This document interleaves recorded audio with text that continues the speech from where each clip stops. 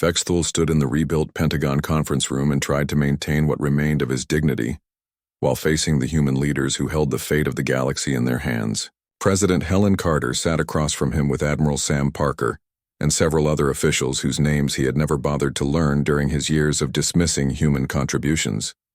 The Zephyrian envoy had practiced this speech during the long journey to Earth, but now the words seemed inadequate for the magnitude of what he was asking. His people were dying, his government had collapsed, and the ancient enemy was returning to finish what they had started 3 centuries ago. President Carter, Vexthul began, his voice carrying none of the arrogance that had marked his previous speeches in the council chambers. I come before you as a representative of 46 species that have learned the true cost of our mistakes. We formally request humanity's return to galactic affairs and offer full council membership with voting rights on all matters. President Carter listened without expression, while Admiral Parker took notes on a datapad. The humans had clearly been expecting this meeting and had prepared their response in advance. The only question was whether they would choose mercy or justice for the species that had tried to cage them. High Counselor Vexthul, President Carter replied, using his former title with what might have been deliberate irony. Humanity appreciates your offer, but we have conditions that must be met before we consider returning to galactic service. She activated a holographic display that showed the terms humanity was demanding. Vexthul read through them with growing shock and realization that the humans had spent their year of exile planning not just for return, but for fundamental changes to galactic civilization. Complete restructuring of the Galactic Council, with humans holding permanent seats on all major committees. Mandatory integration of human personnel into critical infrastructure systems throughout Council space. Formal recognition of human intellectual property rights, with compensation for technologies that had been used without permission. Most significantly, humanity demanded veto power over any discriminatory legislation against member species to ensure that what had happened to humans could never happen to others. These terms are harsh, Vexthul admitted, but given the circumstances I believe most species will accept them. However, we need immediate assistance with the Void Swarm threat. Our intelligence suggests their advanced scouts will arrive within months. Admiral Parker leaned forward and his expression was completely serious. Our analysis indicates the main invasion force will reach the galactic rim in 18 months. The Council fleets are in no condition to mount an effective defense, and your early warning systems have been offline for over a year. The Admiral activated another display showing the current state of galactic military forces. The picture was worse than even Vexthul had realized. The Rigelian-Vegan War had consumed most of both navies. The Centauri forces were scattered among competing factions. The remaining Council fleets lacked the coordination and technical support needed for large-scale operations. Without immediate action, Admiral Parker continued, the Void Swarm will face minimal resistance. They will establish beachheads on the rim worlds and use them as bases for deeper penetration into galactic space.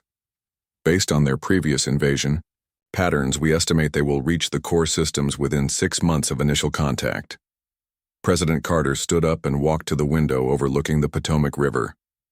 Admiral Parker will coordinate our military response, but understand that humanity will not repeat the mistakes of the past. We will not serve as the galaxy's protectors while being treated as second-class citizens. She turned back to Vexthul, and her expression showed both determination and sadness.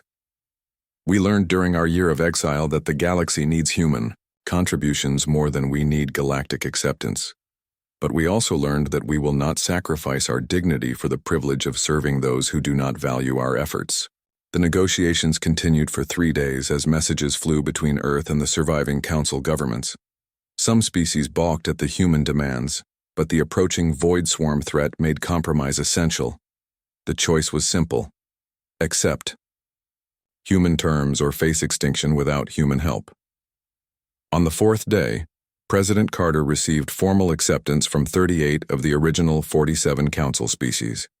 6 governments had collapsed completely, and 3 had been destroyed in various conflicts. The remaining species agreed to all human conditions in exchange for immediate military assistance. Admiral Parker activated protocol restoration, and human fleets began moving toward galactic space for the first time in over a year. Captain Ryan Burke received his orders while commanding a patrol squadron near the edge of human territory.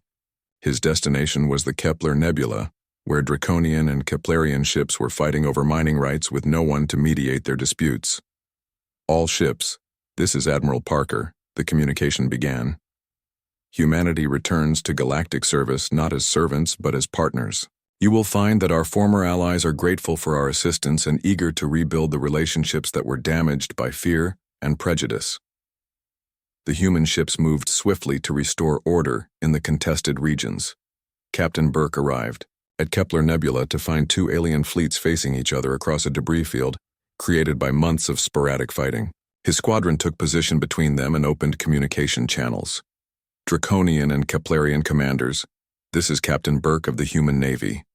By authority of the Reformed Galactic Council, I am ordering all ships to stand down while we negotiate a settlement of this dispute. The relief in the alien voices was immediate and obvious. Both sides had been fighting a war that neither could win while destroying the resources they were trying to claim. Within hours, Burke had established a temporary ceasefire and begun organizing the talks that would end the conflict permanently. Similar scenes played out across the galaxy as human ships restored order to regions that had descended into chaos. The early warning systems came back online as human technicians repaired and upgraded the monitoring equipment. Trade routes reopened as human pilots resumed guiding cargo ships through dangerous areas. Most importantly, the defensive preparations for the Void Swarm invasion began in earnest. Admiral Parker established a unified command structure that integrated the surviving Council fleets with human forces. For the first time in galactic history, every species would fight as equals under human leadership. Dr. Martin Cole led the effort to restore and improve the weapon systems that would be needed against biomechanical Void Swarm ships. The alien fleets had maintained their individual components but lost the integration protocols that made coordinated attacks possible.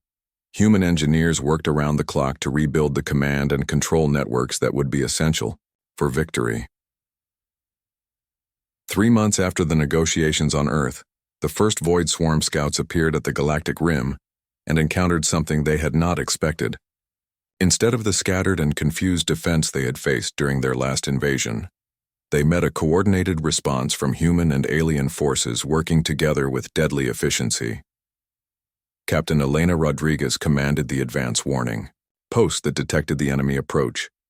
Her transmission to fleet headquarters was calm and professional. Contact confirmed. 3 Void Swarm scout ships detected entering Sector 7, all defensive units moving to intercept. The battle was brief but decisive. Human tactics combined with alien weapons destroyed the scout ships before they could gather intelligence about galactic defenses. For the first time in 3 centuries, a Void Swarm probe had been completely eliminated. Jake Morrison returned to the rebuilt council chambers 6 months after his dramatic exit. But this time he sat at the central podium, reserved for permanent members while 46 alien delegates looked to him for leadership. The chamber had been redesigned to reflect the new reality of human partnership in galactic governance. Fellow members of the council, Jake began, we gather today not as rulers and subjects but as partners in building a better galaxy. Humanity has learned that our greatest strength comes not from standing alone, but from working together with those who share our values of dignity and respect. He paused and looked at Vexthul, who now served as the Zephyrian representative in the reformed government. We did not walk away to punish anyone. We walked away to show everyone who we really are and what we contribute to this galactic community. Sometimes the best way to prove your worth is to let people see what life is like without you. The main Void Swarm invasion force arrived 18 months later to find a galaxy that was ready for them. Human leadership had transformed the scattered alien fleets into a unified defense force. The early warning systems provided detailed intelligence about enemy movements. Most importantly, every species fought with the knowledge that they were protecting a civilization that valued all its members equally. The final battle took place in the void between galaxies where human and alien ships working together drove the Void Swarm back into the cosmic darkness. The victory belonged to everyone, but it had been made possible by human leadership and human innovation. 6 months after the human exodus, High Counselor Vexthul stood in what remained of the Galactic Council chambers and tried to maintain order among delegates who had lost all confidence in their government. Only 23 of the 47 member species had bothered to attend the emergency session. The rest were too busy dealing with their own collapsing civilizations. The Rigelian-Vegan border conflict had exploded into full warfare 3 weeks earlier when a supply convoy carrying medical supplies was destroyed by automated defense systems that no one knew how to properly program. Both sides blamed the other for the attack, and all attempts at ceasefire negotiations had failed without human mediators to bridge the communication gaps. The death toll has reached 2 million beings, announced the Tau Ceti representative, her voice hollow with despair. Our medical facilities cannot handle the casualties because we lack the treatment protocols that human doctors developed. Fleet Admiral Korvax of the Rigelian Navy had stopped attending council meetings entirely. His ships were losing every engagement against the technically inferior Vegan forces because Rigelian weapon systems had been calibrated by human technicians who understood how to coordinate attacks with allied vessels. Fighting alone, the supposedly superior Rigelian fleet could not hit targets that human gunners would have destroyed easily. The Centauri Trade Union had formally dissolved the previous month when their 3 largest member worlds declared independence and blamed each other for the economic collapse. The shipping routes that had connected dozens of star systems were now controlled by competing factions who attacked each other's cargo vessels on sight. But the worst news came from the monitoring stations at the Galactic Rim, where ancient, automated systems had detected signals that made everyone remember their oldest nightmares. Captain Elena Rodriguez intercepted the transmission from her listening post near Wolf 359 and immediately forwarded it to Human Fleet Command with the highest priority coding. Admiral Parker, she reported, the deep space sensors have picked up the same type of signal patterns that preceded the Void Swarm invasion 300 years ago. The transmissions are coming from the void between galaxies, and they are getting stronger. The Void Swarm was the stuff of legends and horror stories, an alien force from outside the galaxy that had nearly destroyed all intelligent life during the last invasion. They moved in vast fleets of biomechanical ships that could adapt to any weapon and seemed immune to conventional military tactics.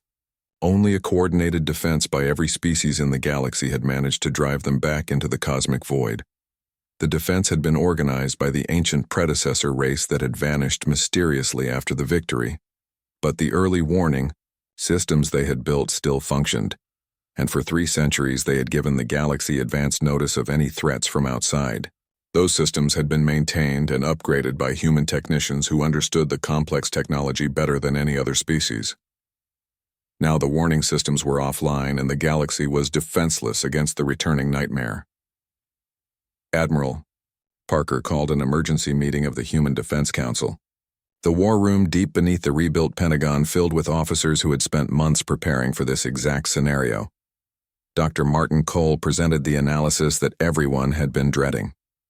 Based on the signal patterns and transmission strength, we estimate the Void Swarm advance scouts will reach the Galactic Rim within 18 months. The main invasion force will arrive approximately 2 years after that. The room fell silent as the implications sank in. Without advance warning, without coordinated defenses, and without the infrastructure that humans had built and maintained, the galaxy would fall to the Void Swarm in a matter of months. What about the Council fleets? Asked General Nancy Clark. Surely they can mount some kind of defense? Dr. Cole shook his head grimly. The Rigelian and Vegan navies are destroying each other in their border war. The Zephyrian fleet is grounded because they cannot maintain their engines without human technical support. The Centauri ships are scattered across 3 different factions that refuse to cooperate. Even if we could reunite all the surviving forces, they lack the command and control systems that humans designed for coordinated fleet operations. The analysis painted a picture of complete military collapse. Weapon systems that had been integrated by human engineers were failing. Communication networks that had been programmed by human technicians could not coordinate multi-species operations. Even basic logistics had broken down because alien quartermasters had never learned to plan supply operations without human organizational skills. Back on Nexus Prime, the Galactic Council was facing its own existential crisis.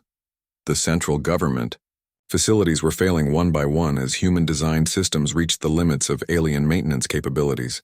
Life support systems fluctuated wildly because the environmental controls had been calibrated for multiple species by human engineers who understood the complex biological interactions. The gravity generators that kept different sections of the station comfortable for various alien physiologies were producing dangerous instabilities. Areas designed for high-gravity species were experiencing sudden drops that injured visitors, while low-gravity zones were crushing aliens who were not adapted for heavy conditions. Emergency repairs failed because the backup systems had been integrated into the main computers using human programming techniques that other species could not replicate. Technical manuals written in the universal trade language contained instructions that seemed clear, but left out crucial details that human engineers had considered obvious.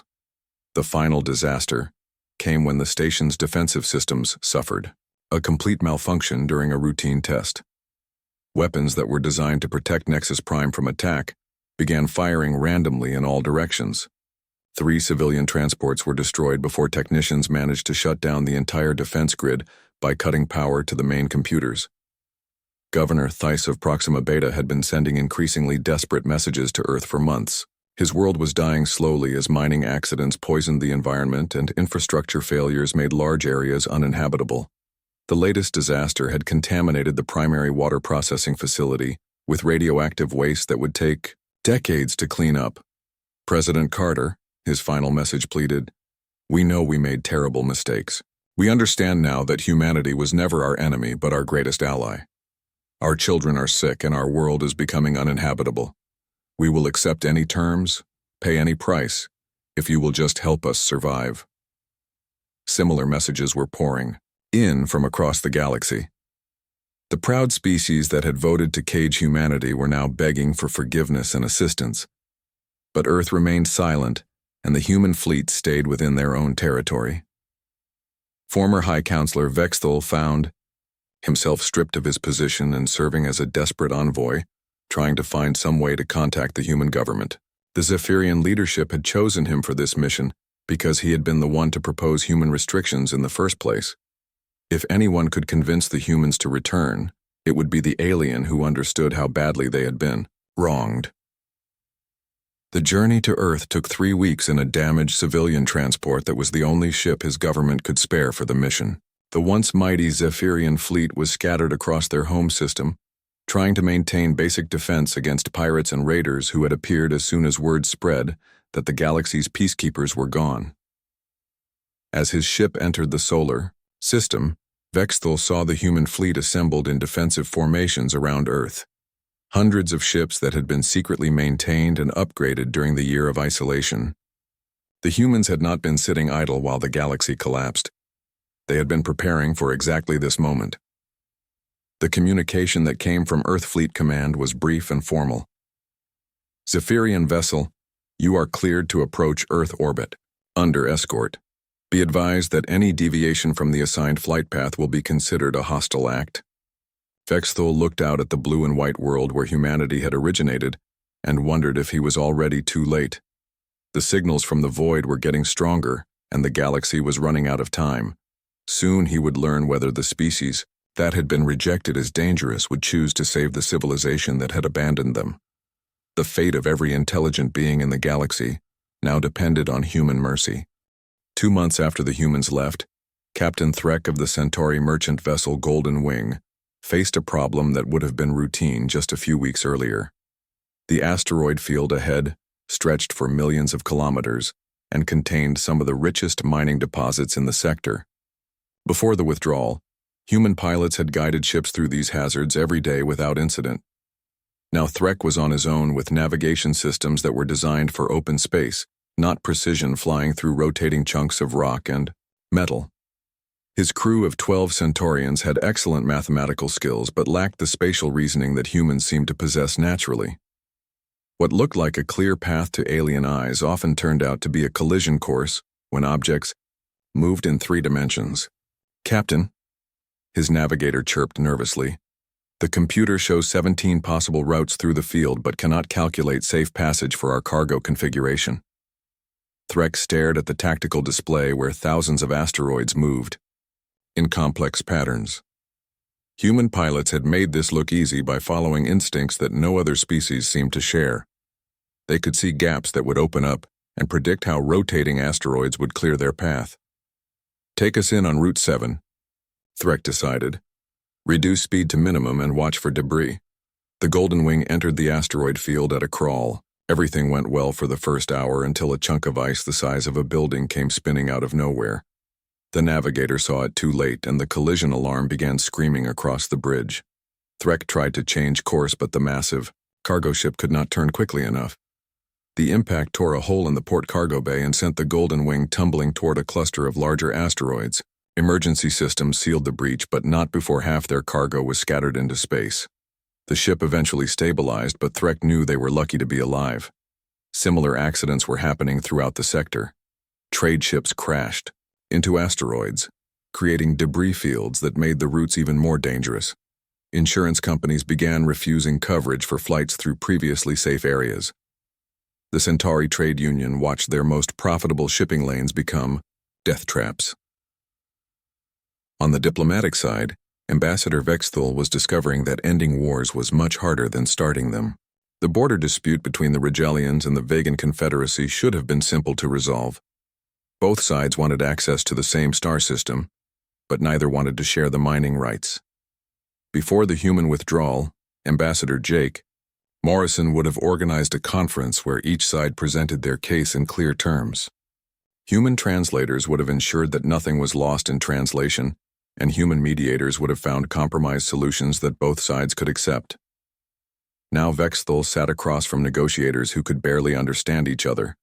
The Rigelians communicated through complex patterns of light and color, while the Vegans used electromagnetic pulses that carried emotional overtones. Even with translation machines, half the meaning was lost and misunderstandings multiplied with every exchange. The Rigelian delegation wishes to express concern about territorial boundaries, the translator announced in flat mechanical tones. But Vexthul could see that the actual light patterns contained layers of meaning about historical claims, economic necessity, and cultural significance that the machine could not convey. The Vegan response came as a series of electromagnetic bursts that the translator interpreted as disagreement with proposal and counteroffer for shared access. But the emotional undertones suggested insult, frustration, and growing anger that might lead to military action. What should have been a 3-day negotiation stretched into weeks of confusion and mounting hostility. Both sides began moving military ships toward the disputed system. The situation that humans would have resolved quickly was escalating toward armed conflict. The technological problems were even worse. On Nexus Prime, Chief Systems Engineer Korthak discovered that the communication networks were failing in ways that made no sense. The hardware was functioning perfectly, but the software that coordinated messages between different species was becoming increasingly unreliable. Korthak had worked on these systems for 15 years, but always as part of teams that included human programmers. The aliens understood their own computer systems, but humans had designed the integration protocols that allowed 47 different technologies to work together seamlessly. The Zephyrian sector reports complete communication blackout, his assistant reported. The Altarian networks are receiving messages but cannot send replies. And somehow the Tau Ceti system is getting medical data mixed in with their shipping manifests. Korthak studied the diagnostic reports and realized that the problems were not random failures. The human-designed integration system was breaking down because it depended on decision trees and logical frameworks that only humans had fully understood. The alien technicians could maintain the individual components, but they could not fix the elegant connections that made everything work together. Similar problems were appearing throughout the galaxy. Fusion reactors designed by humans were developing instabilities that alien engineers could not predict or prevent. Medical equipment calibrated for multiple species was producing inconsistent results. Even simple things like elevator systems in mixed-species facilities were malfunctioning, because the control software had been written by humans who understood how different alien physiologies interacted with mechanical systems. Commander Lisa Hayes watched the developing chaos from the human observation post at Wolf 359. Her intelligence network brought reports of failing infrastructure, collapsing trade routes, and mounting diplomatic crises throughout former council space. She filed regular updates with Human Fleet Command that painted a clear picture of accelerating decline. Admiral Parker, she reported during their weekly conference call, the breakdown is happening faster than our projections indicated. The Centauri Trade Union has lost 60% of its cargo capacity due to shipping accidents. The Proxima Beta power grid failed twice this week, and they had to evacuate 3 mining platforms. Admiral Sam Parker studied the intelligence reports from his office on Earth. The data showed a galactic civilization that was discovering how much it had depended on human expertise. What about military readiness? Are any of the Council fleets maintaining operational status? Lisa checked her notes. The Rigelian Navy is having problems with their targeting systems. Apparently, human technicians calibrated their weapons for fighting alongside alien ships with different capabilities. Now their accuracy has dropped by 40%. The Zephyrian fleet is grounded completely because they cannot maintain their hybrid propulsion systems. The first government collapse came when the Proxima Beta mining consortium declared bankruptcy. The planet's economy had been built around extracting rare metals from dangerous underground deposits. Human engineers had designed the safety systems and mining techniques that made the operation profitable. Without human expertise, the mining platforms experienced a series of accidents that killed hundreds of workers and destroyed equipment worth billions of credits. Environmental damage from mining disasters poisoned 3 major rivers and made vast areas uninhabitable. The planetary government fell within days as riots broke out in the major cities. Governor Malthan of Proxima Beta sent desperate messages to Earth begging for human assistance. "Please," his final transmission pleaded, "we understand now that we made a mistake. Our people are dying and our world is becoming uninhabitable. We will accept any terms if you will just send help." But the messages went unanswered. Humanity had made its choice and would not be swayed by the consequences that the aliens had brought upon themselves. The galaxy was learning that some expertise could not be replaced, and some contributions could not be taken for granted. The great experiment of galactic civilization without human participation was revealing fundamental weaknesses that had been hidden for over a century. Systems that had seemed stable were proving to be dependent on human knowledge and human perspectives that other species had never fully appreciated. The cracks were spreading, and soon they would become breaks that could not be repaired. Captain Ryan Burke was drinking his morning coffee when the message came through. The bridge of the new frontier was quiet, except for the steady hum of engines and the soft beeping of monitoring systems. His ship had been patrolling the Kepler Nebula for 6 months, keeping peace between 3 different species who could not agree on mining rights. The communication came with the highest priority codes. Ryan read it twice before he believed what he was seeing. Protocol Exodus was something every human captain knew about, but none had expected to ever receive. It meant pack up everything and come home immediately. Lieutenant Karen Hayes looked up from her station with a confused expression. "Sir, we just got withdrawal orders for all monitoring posts in this sector. Are we really pulling out?" Ryan stood up and walked to the main display where 17 human outposts showed as green dots scattered across the nebula. Each one had been carefully placed to watch for trouble and provide early warning when the local aliens started arguing again. In 3 hours, they would all be empty. "Send the recall signal to all stations," Ryan ordered. "Full evacuation protocol. We leave nothing behind except the basic monitoring equipment." Chief Engineer Dan Cooper came onto the bridge looking worried. He had spent 2 years setting up the sensor networks that kept this region stable. "Captain, if we pull out now, the Keplerians and the Draconians will be at each other's throats within a week. Their ships have been probing each other's boundaries for months." Ryan understood the concern, but orders were orders. The Council decided they did not want human interference in galactic affairs. We are simply giving them what they asked for. 3 star systems away, Amy Foster was having a much more difficult conversation. As chief engineer for the Proxima Beta mining operation, she controlled the fusion reactors that powered the entire planet. The alien administrators had been depending on human expertise for so long, that they had stopped training their own people to handle the complex systems. Regional Administrator Thus was practically begging. His orange skin had turned pale yellow with stress and his multiple arms were waving frantically. Engineer Foster, you cannot simply abandon the facility. 17 million beings depend on these power systems. We have contracts and agreements. Amy finished downloading the reactor specifications onto a portable storage device. All the technical manuals are in the universal trade language as required by Council regulations. Your people insisted on using that instead of learning human languages, so I'm sure you will manage just fine. She handed him the device and a thick stack of printed documents. Everything you need is right there. The fusion containment protocols, the maintenance schedules, the emergency shutdown procedures. It is all perfectly clear if you follow the instructions exactly. Thais looked at the documents like they were written in an alien code, which in a way they were. The universal trade language was good for basic communication, but terrible for explaining complex technical concepts. The human engineers had always handled the complicated parts while the alien administrators dealt with politics and resource allocation.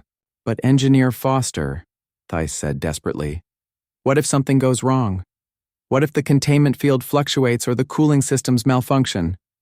We do not have anyone with your level of expertise. Amy picked up her personal belongings and headed for the door. Then I suggest you learn quickly. The council voted that human presence was dangerous. We are simply complying with your wishes. Meanwhile, at the Galactic Medical Center on Rigel 7, Dr. Kevin Walsh was packing up 30 years of research data. The medical facility treated patients from dozens of different species, and human doctors had been essential in developing treatments that worked across biological boundaries.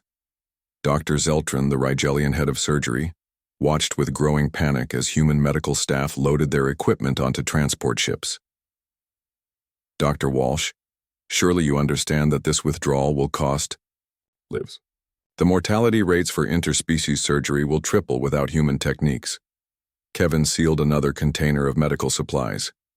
The Council seems to believe that galactic civilization will be safer without human involvement.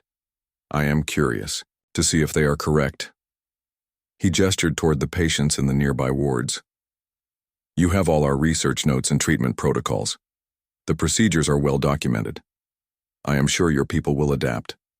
But both doctors knew that was not true. Human medicine worked because humans could think in ways that other species could not. They found connections and solutions that eluded even the most brilliant alien minds. Without that insight, thousands of patients would die from conditions that had become routine to treat. On Earth, President Helen Carter stood before a joint session of Congress and the United Nations. The Great Assembly Hall was packed with reporters and government officials who had been summoned on short notice. The president looked tired, but determined as she began to speak. My fellow humans, she said, today marks the end of one chapter in our history and the beginning of another. For over a century, we have given our best efforts to building a peaceful and prosperous galaxy. We have shared our knowledge, our resources, and our lives with species who have never accepted us as equals. The assembly was completely silent. Everyone knew that something important was happening, but few understood the full scope of what protocol Exodus meant. Today, the Galactic Council voted to relocate humanity to a reservation system. They want to lock us away like dangerous animals while continuing to benefit from our contributions. This is unacceptable. President Carter paused and looked directly into the cameras that would broadcast her words across human space. Effective. Immediately, all human personnel are withdrawing from alien territories. Every human ship, every human facility, every human worker will return to Earth space. We will see how well the galaxy functions without the contributions they have taken for granted for so long. The announcement sent shockwaves through human colonies everywhere. On Luna Base, Admiral Patricia Moore began recalling the Deep Space Patrol fleets. On Mars, Director Carl Johnson started shutting down the interstellar communication networks that humans had built and maintained. On Europa Station, Commander Brad Sullivan ordered the evacuation of the monitoring posts that watched for threats from outside the galaxy. Most importantly, the humans manning the early warning systems that detected incoming dangers began packing up their equipment. For 50 years, human operators had maintained a watch for signals from the dark space between Galaxies. They had been the first line of defense against unknown threats and hostile forces. Now those systems would go silent. Back on Nexus Prime, High Counselor Vexithol was trying to manage the crisis that had erupted in the council chambers. Half the delegates were demanding that the humans be arrested for making threats. The other half were starting to realize what the withdrawal actually meant for their home worlds. Perhaps we should reconsider the relocation proposal, suggested the representative from Tau Ceti. The humans seemed quite upset about it, but it was too late for reconsideration. Across the galaxy, human ships were already changing course for home. The Great Withdrawal had begun and nothing could stop it now. The aliens were about to discover just how much they had depended on the species they had never fully accepted. The galaxy was about to become a much lonelier and more dangerous place. Jake Morrison sat in the cold metal chair and watched the alien delegates argue about human fate, like he was not even there. The massive chamber of the Galactic Council stretched out before him with its curved walls and strange lights that hurt human eyes. 47 different species had seats in this place, but humans only got to sit in the back corner like unwanted guests at a family dinner. Lisa Grant leaned over and whispered something about the vote count, while Tony Rodriguez checked his datapad for the 100th time that morning. They both looked worried, and Jake could not blame them. 3 months of preparation had led to this moment, and everything pointed to another loss for humanity. The Zephyrian delegate was speaking now. High Counselor Vexthul stood on his 6 legs and waved his tentacles in the air while making sounds that the translation machines turned into cold words about human expansion being dangerous to galactic peace. Jake had heard this speech before. Every few years, some alien politician would get nervous about humans spreading to new worlds, and they would call for restrictions. This time felt different, though. The other delegates were nodding along instead of looking bored. Even the Centaurians, who usually stayed neutral, were making agreeable chirping sounds. Jake watched the vote display and felt his stomach drop as more and more species showed green lights for the Zephyrian proposal. Speaker Kliss from the Altarian delegation stood up next. His blue skin had the dark patches that meant he was angry or excited about something. The Altarians had been trading partners with humans for 50 years, but that meant nothing when politics got involved. Fellow beings of the council, Kliss said in his musical voice, we must face facts about the human situation. They reproduce too fast and want too much space. Their military grows stronger every year, and their technology advances beyond our understanding. For the safety of all established civilizations, I propose we relocate all humans to a single star system, where they can be properly monitored. The chamber went quiet, except for the humming of life support systems. Jake felt like someone had punched him in the chest. A reservation system. They wanted to put all of humanity in a cage like dangerous animals. What made it worse was how many delegates started making approval sounds. The Tau Cetians flashed their agreement lights. The Vegan Confederacy representatives bobbed their heads up and down. Even some of the younger species that humans had helped establish in space were showing support for the idea. Jake thought about his grandfather, who had died fighting the Void Swarm invasion. He thought about the human engineers who had rebuilt half the galaxy after the last war. He thought about Dr. Susan Walsh, who had spent 30 years developing medical treatments that saved millions of alien lives. None of that seemed to matter now. Lisa put her hand on his arm, but Jake was already standing up. The movement was slow and deliberate, and somehow it made the entire chamber fall silent. Thousands of alien eyes and sensors turned toward the human delegation corner. Jake had given many speeches in this place over the years, but never one that would change everything. Council members, Jake began. His voice carried clearly in the sudden quiet.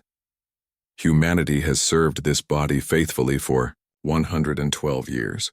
We ended the Rigelian War when your negotiators failed. We rebuilt the Proxima sector after the plague.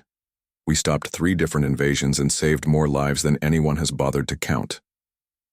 He paused and looked around the chamber. Some delegates were fidgeting nervously. Others stared back with the blank expressions that aliens used when they did not want to show emotion. We built your communication networks and taught your children and died in your wars. We asked for only one thing in return: recognition as equals in this galactic community. The right to vote on matters that affect all of us. The same respect you give to species that contribute far less than we do. High Counselor Vex Thul started to say something, but Jake held up his hand and continued talking. Today you debate putting us in a cage. You want to lock away the species that has given you everything and asked for almost nothing back. You treat us like a problem to be solved instead of partners to be valued. Jake reached into his jacket and pulled out a small device. It was a standard military communicator, but in this moment it looked like the most important object in the galaxy. Since equality will never come through your votes, humanity chooses a different path. I hereby announce our immediate withdrawal from the Galactic Council and all associated treaties. Every human ship, every human worker, every human soldier will return to Earth space within the next 30 days. The chamber erupted into chaos. Some delegates were laughing because they thought Jake was bluffing. Others looked genuinely shocked. A few of the older species who remembered what the galaxy was like before humans arrived had expressions of real worry on their faces. Jake activated his communicator and spoke 3 words that would echo through history. Initiate protocol exodus. The signal went out immediately to every human ship and station in the galaxy. On distant worlds, human workers would stop what they were doing and start packing. In space, human captains would change course for home. The great experiment of human participation in galactic civilization was ending, not with celebration but with rejection. Vex Thul was shouting something about hasty decisions and the need for calm discussion. Other delegates were demanding that Jake explain what protocol exodus meant. Some were calling for security to arrest the human delegation for making threats against the council. Jake ignored them all. He nodded to Lisa and Tony, and the 3 humans walked toward the exit. Their footsteps echoed strangely in the chamber that had suddenly gone quiet again. At the door, Jake turned back one last time. You wanted the galaxy to be safe from humanity, he said. Now you will get your wish. We will see how safe you feel when you have to save yourselves. The doors closed behind them with a soft hiss. Outside in the corridor, Lisa was already on her communicator talking to the human transport ships. Tony was sending encrypted messages to every human facility in council space. The exodus had begun. Behind them in the chamber, 47 species of alien delegates sat in stunned silence as they realized what they had just lost. But it would take time for the full impact to sink in. It would take months before they understood that humanity had not been their burden to bear but their foundation to build upon. The galaxy was about to learn the difference.